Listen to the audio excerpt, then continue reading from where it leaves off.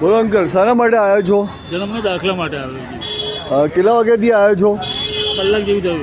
હે, કલાક જેવું થયું. 1 કલાક થયું. તો શું લાગે છે, ટોકન મળી જશે તમને? મળી જશે ટોકન. અમારી આગળ 50 જણ છે તો મળી જશે. અંદર 100 જણા બેઠા છે એટલે બે હજી કલાક 1.5 કલાક બીજું લાગી જશે. બરાબર. અહીંયા તકલીફો હમણાં 15 દિવસથી બહુ વધી ગઈ છે. અત્યારે એસઆઈઆરનું બધું છે એટલે બધા અત્યારે પોતપોતાનું કરાવવા આવે એટલે લાઈન વધી ગઈ બધું. હા, અત્યારે બધા જાગૃત છીએ એસઆઈઆરનું થયું એટલે. ના, સાચી હકીકત એ છે કે અંદર હું અધિકારી સાહેબ જે ઉચ્ચ અધિકારી સાહેબને મળવા ગયો તો એમણે કીધું કે અમારું અડધો ઉપર સ્ટાફ છે BLOમાં છે, એટલે જે બારીઓ ખુલવી જોઈએ એટલી બારીઓ અંદર ખુલતી નથી, એટલે આ બધું લોડ વધી ગયું છે. શક્યતા બરોબર છે. તો આપણે એકલા અધિકારીઓને પણ ખોટું નહીં કહેવું કે એ લોકો પણ બિચારા બહુ સારી રીતે સેવા કરી રહ્યા છે. બોલો સાહેબ, તમે શું કહેવા માંગો છો? બસ અમે એ જ કહેવા માંગીએ છીએ કે સવારે 5 વાગ્યાથી લાઈનમાં ઊભા રહીએ. હા, હોસ્પિટલની નોકરી હોય, નોકરીની અંદર બધી વ્યવસ્થા જળવાઈ જાય, નોકરી જઈ નહીં શકતા. આપ શું કરો છો? હું હોસ્પિટલમાં જોબ કરું છું. અચ્છા, બરાબર. હવે હોસ્પિટલમાં આ રીતે અમને આઈસીયુમાં જોબ કરું છું એટલે રજા ના મળે.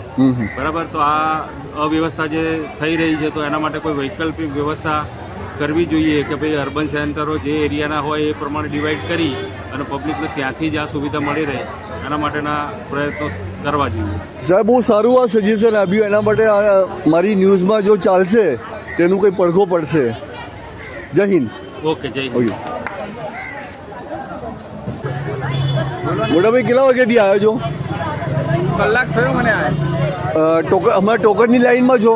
હા, એવું કીધું એમને કે ટોકન હવે આપશે. જન્મ માટે કે મરણ માટે આવ્યા છો? જન્મના દાખલા માટે. કોનું? મારું પોતાનું. અચ્છા, એ ચેન્જ કરાવવાનું છે એટલે એવું કહે છે કે કાલના આજે જે ટોકન આપશે એ કાલે યુઝ થશે.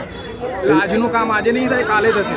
એટલે તમારે બીજો ધક્કો ખાવો પડશે. બીજો ધક્કો કદાચ ત્રીજો બી થાય. ત્રીજો પર થાય? નક્કી નથી.